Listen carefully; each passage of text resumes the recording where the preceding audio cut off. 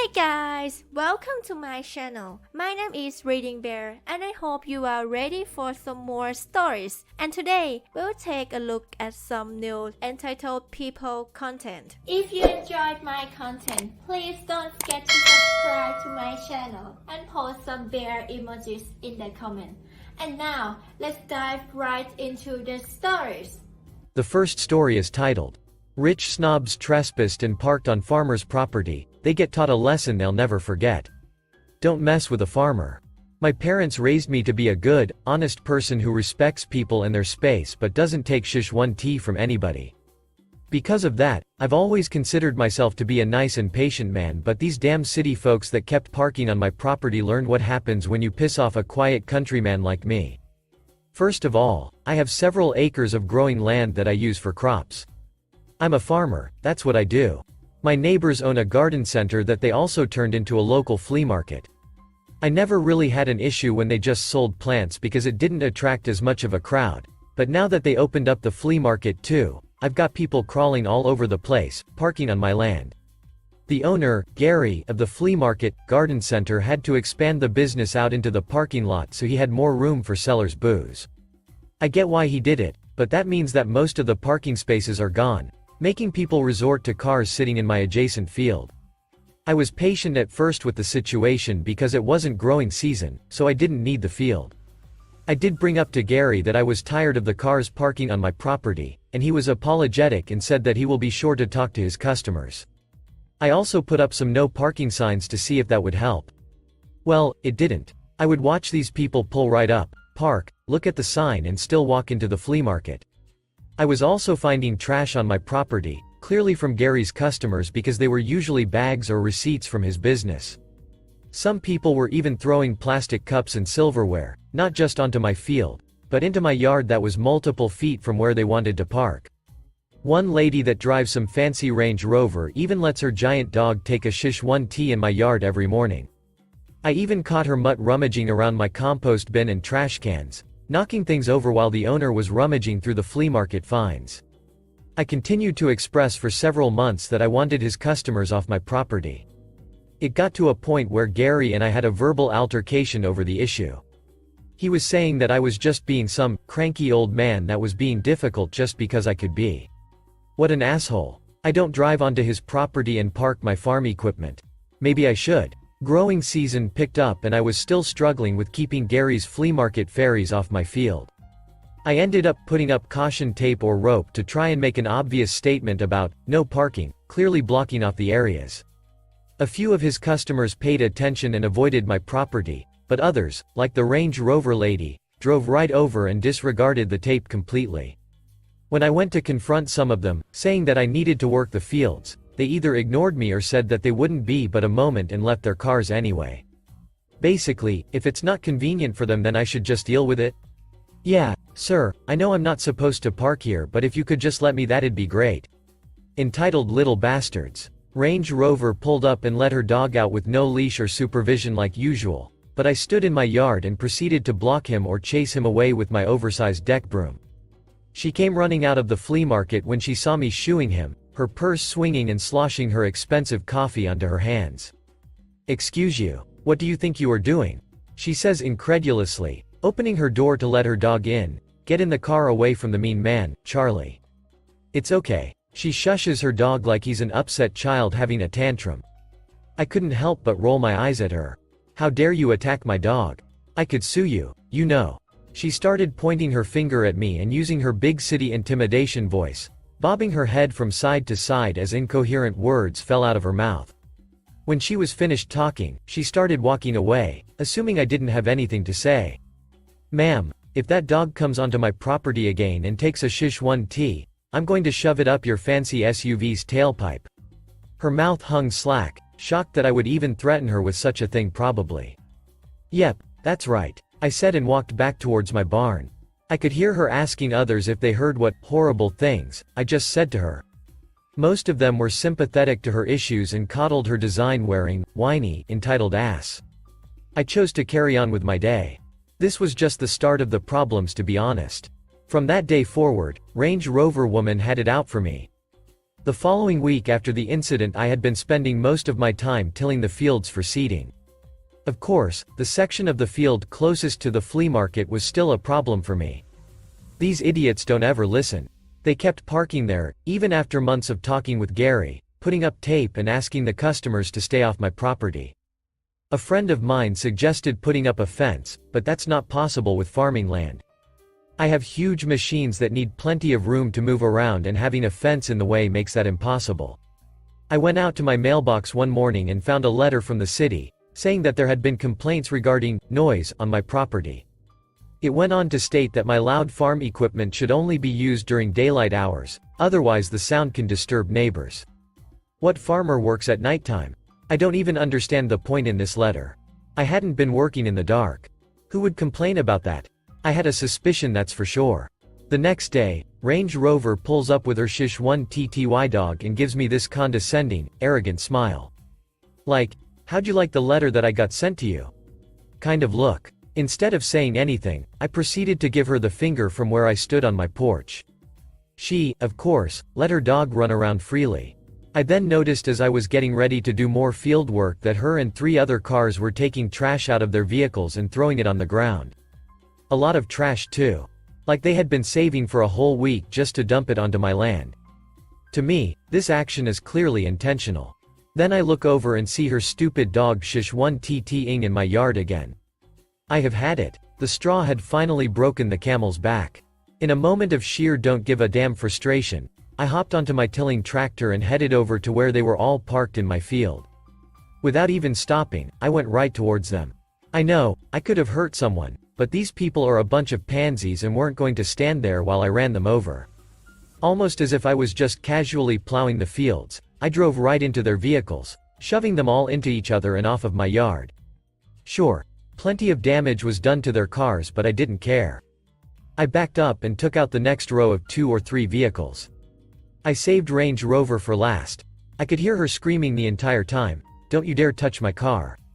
I'll sue you. Blah blah blah." I didn't care. I pushed her car around the field in a circle before I shoved it into the line of other damaged vehicles. I then made sure to give her Range Rover one final blow and lifted up the shovel on the front of the tractor and broke her windshield. Yeah, I was in some trouble after this, but not as much as you would think. Thankfully, because they were on my property, the damage I did was not entirely unwarranted.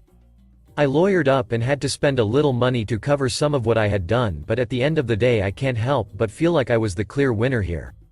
Just the satisfaction of breaking her fancy vehicle was enough for me. The next story is titled, How a Simple Apartment Move-Out Turned into a Total Clusterfuck. TL. Dr. Landlord famous for stealing deposits ends up paying way more to me because he was a greedy asshat. Had a great job, boss was fired, they scammed me, fell on hard times, nobody's fault but my own. Had to rent an apartment for a very long, ugly year. Got a huge, pretty new apartment for about $1,000, but had to meet income requirements, which sadly I did. Right before move-in find out the garage and water aren't included, and will cost extra, and that my 1-year lease is actually 5 months. Too late now, fine. Then find out I'm not allowed to use my own washer and dryer, but have to pay $100 per month for theirs. $100 a month? Okay, fine, whatever. Turns out this was all to plan. This is how they get you. From move-in on, things are bad. Roaches in the kitchen, everything falling apart, and despite being a very new building, the walls are paper thin. Turns out he's an unabashed new-era slumlord. He gets massive tax credits for renting to low-income people, but there's no requirement to actually rent to them, us, for cheap. Just that we're there. 5th month ends and I get my lease renewal. That $1,000 jumps to $1,450, which is way above market for this place, or any place in the area. I sign for another 6 months but start planning to move out. I start hearing from all the neighbors that I'll never get the deposit back, and it makes sense, considering what scummy dirtbags these people are. I make friends with everyone in the office, keep my place clean and stay out of trouble. Move-out time comes. Everything is left perfect, and I not only take pictures, but a 10-minute room-by-room walkthrough on video. Literally nothing is out of place. No damage, no mess, nothing. Move-in ready. Get the letter and my $500 deposit is gone, plus I need to pay them another $275 for the damages. Here we go. I tell him I documented everything, there's nothing to bill me for, and demand a receipt. He sends over a handwritten, illegible invoice for a company with a name that can't be found on Google, and no contact information. I was prepared for this. I launched a website about the apartment complex and pre-stocked it with about 50 articles detailing in 100% truthful ways how they are dishonest and unscrupulous. I used screen grabs from their website where it said you could use the cabana, even though you couldn't. That there was a media room for parties, but no sign up and no way to use it. I showed tenant reviews on websites dating back years even before I was there, and I kept negotiating. First, he waived the $275 premium, but no way man, I wanted my $500 back, and I was just bitter enough to get it. Meanwhile, because of my new job, CO at the time, I was able to outrank him in searches for his own apartment building. If you Googled it during your apartment search, you found my site about how evil it is at number 1, not his official site at about number 4. We talked on the phone, and while he was still unaware of the site, rolling out a new article every day, he set the final offer at keeping $300. I told him I need all of it, and that was that. Anything less would be cause for continued action, and I knew he didn't know what I was inferring by that. He mailed the $200 check, but still didn't know about my site. Well, have to fix that. Called a former neighbor and told them the dish. She was a busybody, and sure enough, 2 days later I got a furious call, not from the manager, but from the owner. This guy owns a dozen properties like this, each with 300 to 500 units, and now I'm wasting his time personally. This was getting tasty. I explained what happened, but he already knew, and at this point 30 articles had run, some of which were picked up by other websites, which I may or may not have been a contributing editor to at the time. I never lied, I never exaggerated, I just reported the honest truth. No legally actionable problems on the horizon. He said, "Look, I'll give you the $300, just take this down." I explained I couldn't do that. They had the opportunity to do the right thing before the site went up, but to take it down now would be tantamount to extortion, and that would be illegal. Over the next week, with another 7 articles dropping like clockwork, he tried 10 different ways to goad me into extorting him, but I just wasn't interested.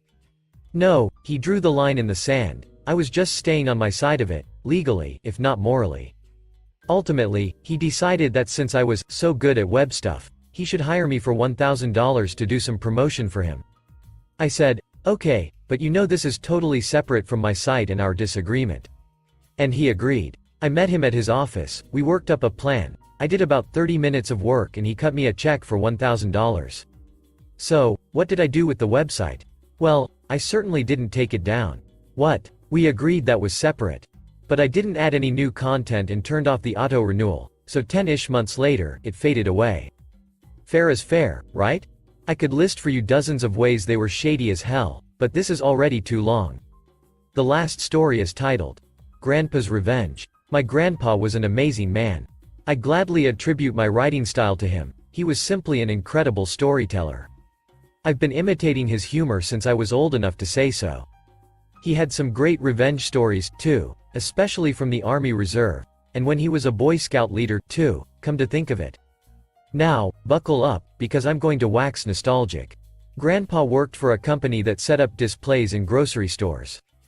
Due to his generous and talkative nature, he had a lot of contacts and connections, which meant that he was offered all sorts of food that was nearing its expiration date. Even better, once a display was done, it was often to be disposed of, which meant it was whisked away to the basement. Grandpa's basement was like a grocery store that did your laundry while you shopped. It was awesome. He even had a refrigerated section. The dairy products needed to be eaten right away so they didn't go bad, but the potato chips, cans of soda, fruit drinks, cereal, canned food, and other non-perishable stuff lined the shelves and filled the fridge. While the grown-ups would grab a few cans of green beans or a bulk bag of frozen pizzas, the grandkids knew where the good stuff was. An inflatable 3-foot-long Oscar Mayer hot dog in a bun, an inflatable package of sliced cheese, a world globe made of fake candy, and all the ice shovels we could ever want, to name a few. When he was selling store on new products, we got the extra samples, Nintendo cereal, Dannon bottled water, in yogurt containers. I don't think those ever made it to market, and all sorts of amazing things. His twice-yearly garage sales were the stuff of legend. But what about the revenge, you ask? Well, while most of the stuff was stored in the basement, some of it was boxed up in the shed, long-term food and trinkets that could stand the summer heat. Grandpa's shed was one of those simple corrugated metal things. The doors didn't even lock. It housed his lawnmower, some grass seed, and a few boxes of bulk goods for his garage sales.